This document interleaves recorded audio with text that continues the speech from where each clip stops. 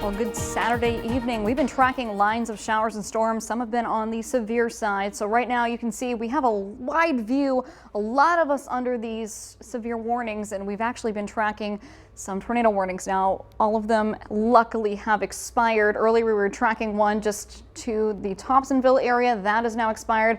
We had a warning that was just before Jefferson County over in Washington County. So luckily those have expired. But now what we are left with are these severe thunderstorm warnings. Now what they are bringing is pretty gusty winds. We're reading at least 75-mile-per-hour wind gusts moving towards the east at 45 miles per hour. We're seeing a lot of lightning with that. Not really many hail reports coming in, but that'll go until 5:45 this evening, and it's going to continue to make its way towards the east. So Mount Vernon, this is coming to you next, especially if you are along the Highway 57. You're going to be seeing this coming with a lot of rain, heavy lightning at times. And so that storm that was tornado warned there is now over McLeansboro. It's now just severe warned, but it's still packing quite the punch, and that will set to expire again at 5:45. This is now over Hamilton County, and it's going to continue towards White County. So kind of taking that east-northeast route, even down to the south now as that line is continuing. Dongola has just seen this. This is a severe warned storm continuing to move towards the east. Vienna is coming up next. Karnak, this storm also expiring there.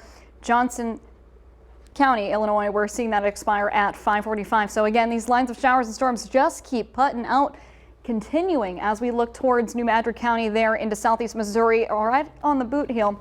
Eventually that will make its way crossing the river, I-55 there heading up towards Sikeston. Dexter already seeing this, and now what you're seeing is still some power outages with this. We've seen a lot of wind, so there's your look. We do have a severe thunderstorm watch in effect for most, if not all, of our counties until 9 this evening. So pretty prolonged time to be under this and to make sure that you're keeping an eye on the sky and any watches and warnings that come your way, because we are still looking at quite a damaging wind event possibly there with some of those lines. And there's a live view across most of our area. Most of us actually picking up some decent rain. I mentioned it's coming down pretty hard in some places. Now luckily we're not seeing a lot of hail. Earlier we actually saw some pretty decently large size hail out of this. Temperatures right now, though, you can see a difference though on the back end where some of those heavier rain showers have been coming across. Seeing now those mid 70s, where some of us that aren't under those rain showers under those 90s. So a 20-degree temperature difference is what we're seeing. So not as hot and humid, but our real threat that we're looking at, threat tracker,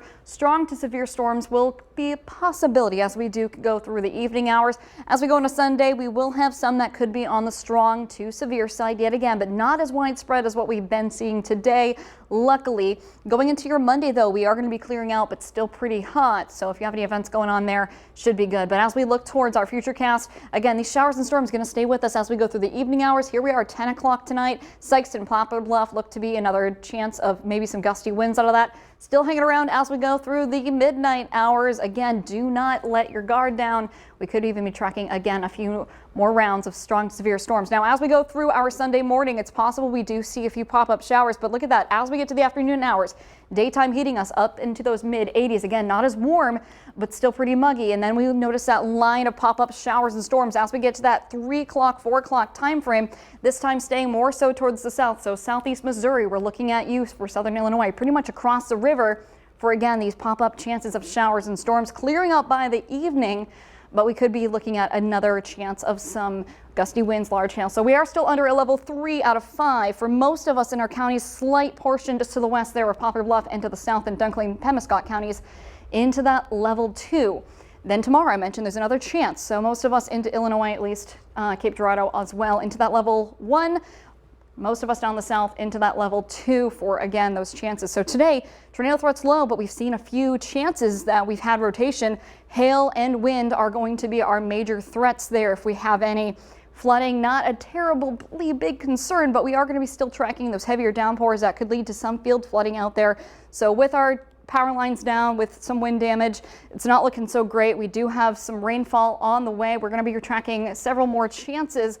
So hopefully that gets rid of our drought that we have been seeing. I know a lot of farmers are enjoying this. And then by the time we get to the 4th of July celebrations, although storms out of the way, we do look to be in better conditions at least. Just still pretty hot and muggy, but not as hot and humid as what we have been dealing with. Yeah, what an active start to July we have today. Oh, no kidding. Thank you, Emily. And still ahead, a former Saluki looks to find a home in the NBA. That's next.